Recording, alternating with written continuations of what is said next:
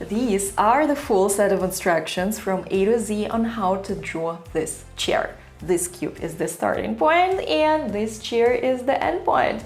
2 steps, that's it. I can imagine your facial expressions right now, thinking, where's the tutorial you promised in the thumbnail, girl? Bear with me, as this cube is the foundation of our future chair. Of course, there's much more to this chair than just this cube, but it plays an essential role in our today's drawing process. And now, joking aside, this is the entire A to Z drawing process. So I won't keep you waiting and let's jump right into it. And here we are. This is the chair we're gonna be drawing. Today, I'm gonna put its name somewhere here on the screen so that you can download its picture and import it into the Procreate app later today. And speaking about Procreate, this is the app I'm gonna be drawing in today.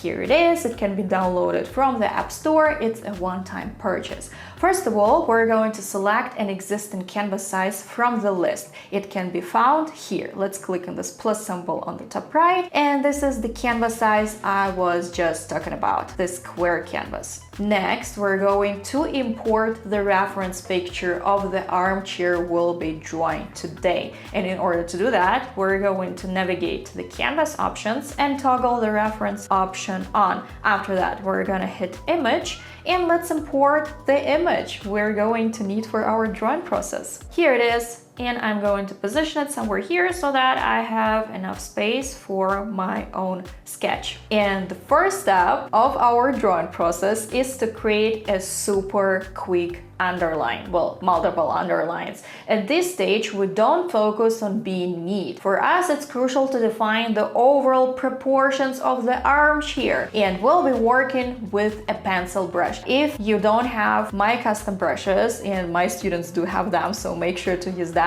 I'm going to put some suggestions in the description box below the video so that you can all still follow the drawing process but with other brushes, okay? And I'm going to switch to the pencil brush now and start creating quick contours.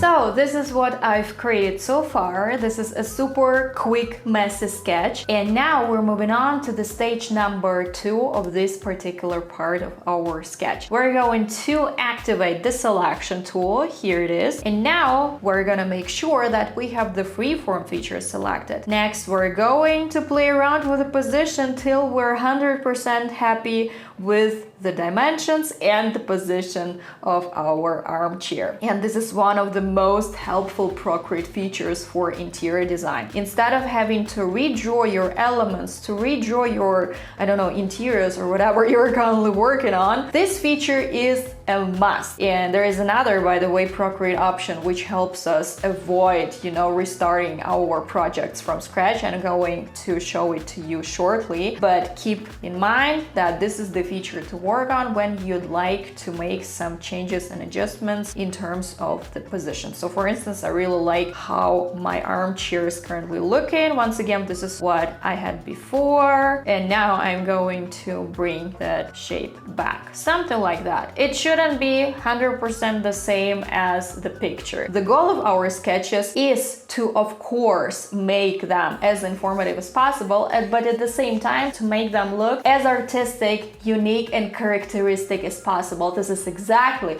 what makes us stand out, and not that photorealism, because otherwise the sketch will look like the pictures of other people, and we don't want that, right? And now let me quickly show you the feature I was just talking about. We're going to navigate to the canvas option again, and let's click crop and resize. So you see, instead of having to change the canvas and start your sketch over and over again, all you have to do is to adjust your canvas like this. For instance, you'd like to have a vertical one, and here is the solution for it. At the same time, you can see how many layers are available to you. You can also add your custom settings here. Super easy, right? Easy as pie. So I'm going to hit cancel, and we're done with the first stage of our drawing process. After that, we're going to reduce the opacity of our quick sketch, and it's time to set our vanishing points. They can be added in the drawing guide.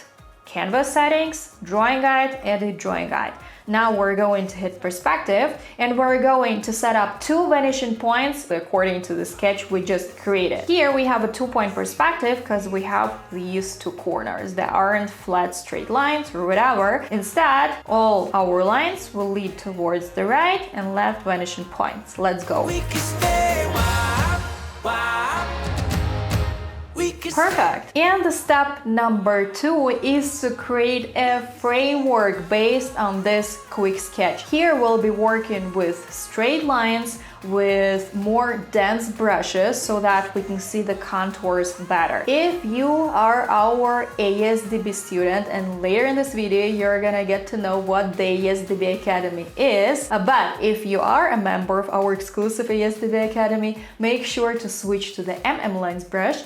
But if you don't have our custom brushes, once again, all the brush alternatives and suggestions can be found in the box in the description below the video. Next, we're going to create a new layer above the layer with our quick sketch. After that, we're going to enable the drawing assist feature. Let's change the color, it can be any color you like, and let's create the framework. Higher, higher did we climb. I know somewhere that you and we can stay wild. And at this stage, I'd like to add something. As you can see, we're creating a 3D view. We don't outline the front surface. We also create that framework which can't be seen behind, right? And it's crucial for your projects and sketches to be 3-dimensional. Otherwise, everyone can see that you outlined, I don't know, an image or a front surface or whatever, you know, you're currently drawing. In my case, these are simple geometric shapes, you know, all of them are connected, but at the end, of course, I'm going to get rid of all of them, of all the lines which can't be seen behind, you know, this or that element. So I really wanted to add this quick information, and let's continue our work. I'm also going to add color to this framework so that we can differentiate between all the areas, because there are a lot of lines, right? Our future is bright. I'm gonna be adding that color on a separate layer. It's gonna be a layer which will be dragged below the layer with these contours, but this layer will be above the layer with the underlines.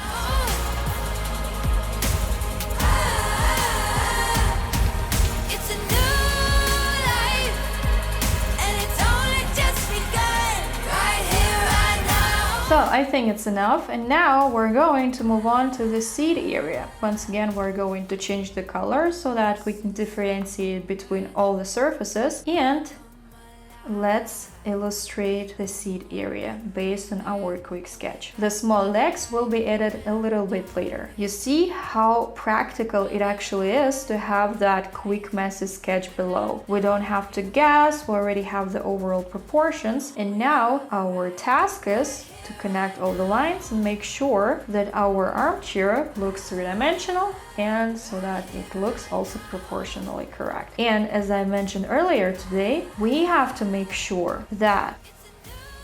What did you want to say? Okay. This is exactly what happens when you have too many thoughts and ideas in your head. Anyway, as soon as I remember what I wanted to share with you, of course, I'm going to let you know. And in the meantime, let's continue our work.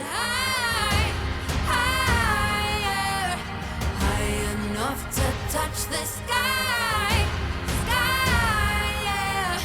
Can you feel it rising high, higher?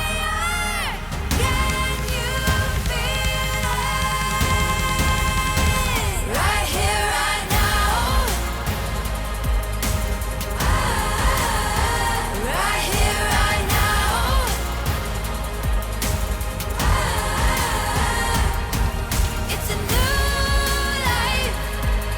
I think I'm done with the framework, and this is what I've got. And this is our before and after. And now, based on this framework, we can finally create the final contours, which allow us to add base color in all the details later on. Let's go. First of all, we're going to reduce the opacity of the layer with the framework. And after that, let's create a new layer for our neat underlines. First, we're going to change the color. And now, let's start outlining, I'd say. And at this stage, we can outline because we've just created the framework, right? Our future drawing will be based on.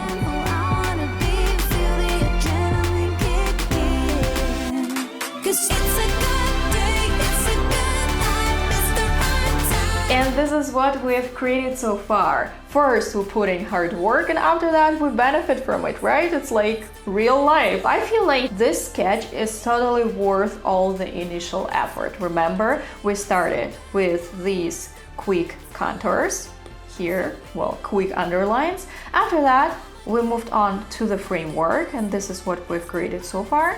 And after that, we have prepared our final contours, and now we're ready to apply color and to bring our armchair to life. Let's go.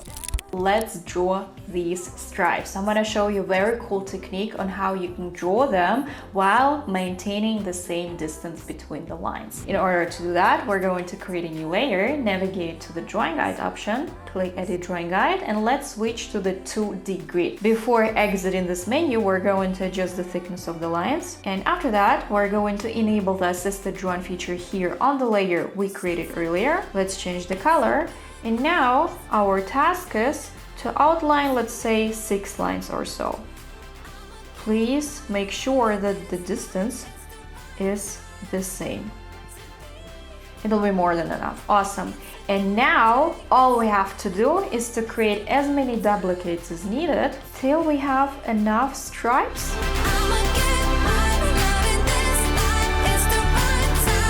Awesome. After that, don't forget to switch back to the perspective guide. Here we go. And now we're going to create an additional copy out of our lines. The first copy can be disabled, and the second copy can now be distorted. But we can't distort it like this, because first of all, we have to bring the layer with the framework back. Here it is. We can also decrease the opacity so that the colors aren't way too intense. And now our task is to position the lines inside the framework we created earlier. Perfect. And now we're going to bring the other lines back, but here we're going to get rid of, let's say, 4 or 5 or whatever, because the other side is obviously smaller compared to the other one. And using the same approach, we're going to do the same. Awesome. Let's now merge these 2 layers, and it's time to project all these lines onto the horizontal surface. And now it's time to create the final lines. First of all, we're going to reduce the opacity of this layer, and now we're going to create a new layer, change the color, and let me show you how to draw all these lines proportionally correct. First, we're going to draw the first one.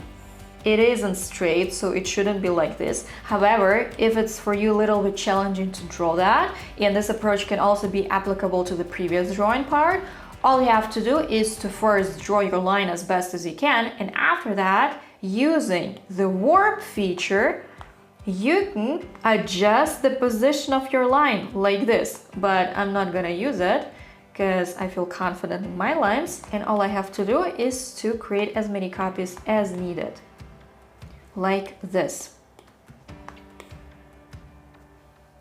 At the same time, I'm distorting the lines accordingly. The closer to us, the bigger the elements will be. So make sure that you're also adjusting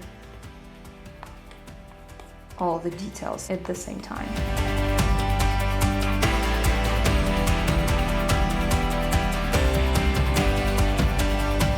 So at the end, we merge all the layers with all the lines so that all of them are in one layer. And if needed, we are going to use the selection tool. Here's the same story. This is how we do that. Only if needed, if you feel like, the lines look a little bit weird, they don't look natural, and this is how you're gonna want to adjust them. So once again, the selection tool, the select feature, it is a genius feature which is such a lifesaver for our interior design projects, for exterior projects, and so on. Using the same approach, we're now going to finalize the seat area before moving on to the colorful part, finally.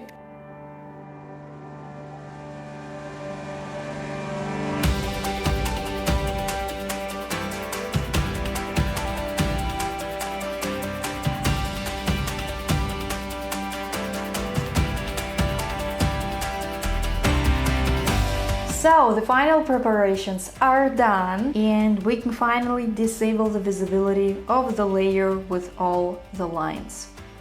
I'm going to position it at the bottom of the list just in case, and these two layers can also be merged. However, I'd like to keep the layer with the lines separate from the layer with the rest of the armchair. Encouragement time! Some of you are probably beginners at drawing or digital drawing, especially if you're used to real materials. And you might feel a bit overwhelmed by the amount of information I'm sharing with you, right? So remember one important thing. If it's challenging, you are growing. This growth will be continuous, confident, and steady. And these drawing skills will become lifetime skills that you can use at any point in your life.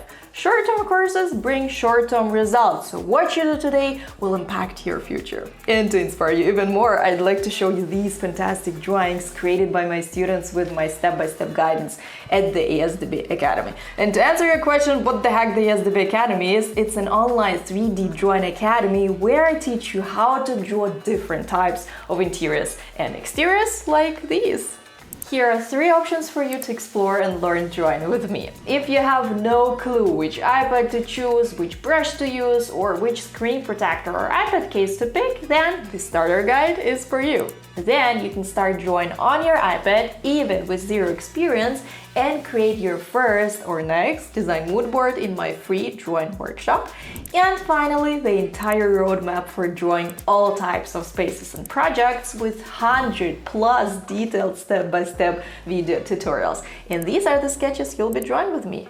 Yes, you'll get our custom brushes too. All the links are in the description below the video. And now let's get back to our chair. And let's move on to the part in which we apply color to our armchair.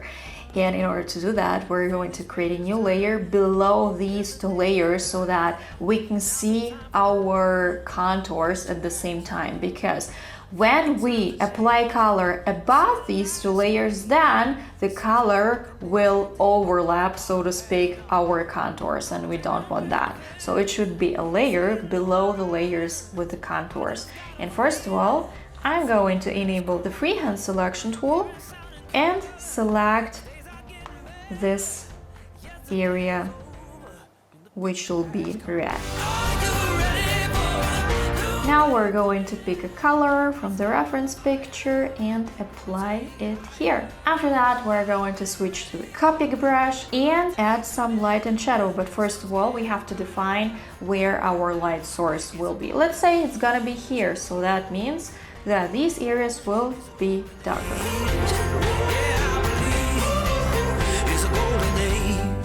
Energy's awakened, there's no time for waiting. The sorrows I ain't chasing, gonna overcome. The rhythm is a healing, so I'll stay here in the feeling, so illuminating like a rising sun. Next up, to add color to this part of our armchair. And in order to do that, we're going to create a new layer below the layer with the red color. And using the same approach, with the selection tool activated, we're now going to add a neutral shade of gray as shown on the reference picture. Let's go.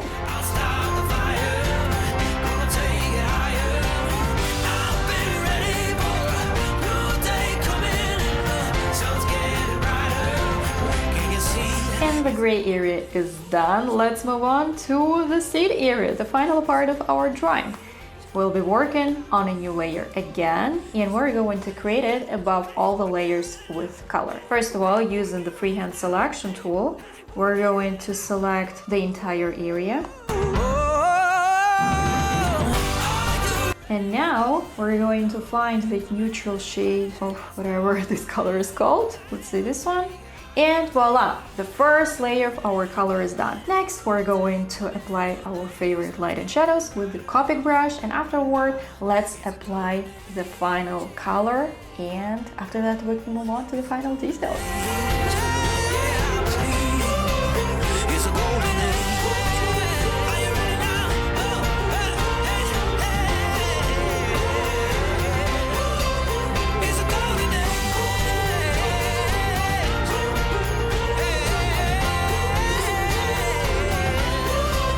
And now let's finalize our chair. We'll be working on the topmost layers so that our lines overlap all the previously added colors and contours and all these things. And at this stage, it's all about adding the final details so that our drawing looks complete. I'll be working with the and lines brush.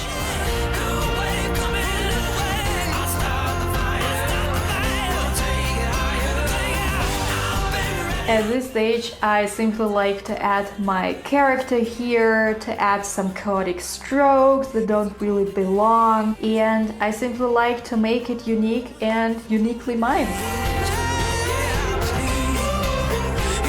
And by the way, yesterday I shared a couple of stories on this topic. I'm going to add a couple of screenshots somewhere here on the screen so that you understand the logic behind my decision, so to speak, of why I add all these chaotic strokes and colors which at first don't really belong to the sketch. So here we go.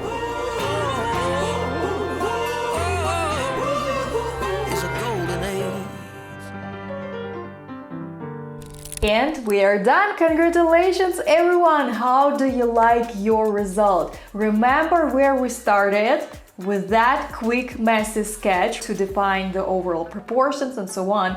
After that, we moved on to the objects framework based on that quick messy sketch, and the final result based on both of these quick kind of messy illustrations, I'd say. And what I really like about this sketch is that it merges the artistic with the photorealistic side, I'd say. On one hand, it looks informative, right? We can kind of differentiate the colors, the shape, and so on. But on the other side, it has all these quick, lines, which kind of, in my opinion, are crucial for creating that characteristic and unique picture, because my work merges the artistic side, the interior side, and the aesthetic side, because we already have photorealism, we already have interior design, but with this sketch, we've created a unique tandem. So you see, even the most complex interior or object is based on simple geometric shapes. We don't start drawing by outlining the front surface only. To produce confident results and illustrate ideas from your head, you need to know the behind-the-scenes process. And that's what I'm here for, to open this incredible world of digital drawing to you. Make sure to share your drawings with me on Instagram. I'm at @NSheDrawsBig there, and see you in the next video where I'm gonna be showing you how to use the iPad for quick renovation projects to visualize your ideas quickly on the go and directly with your client. See you there.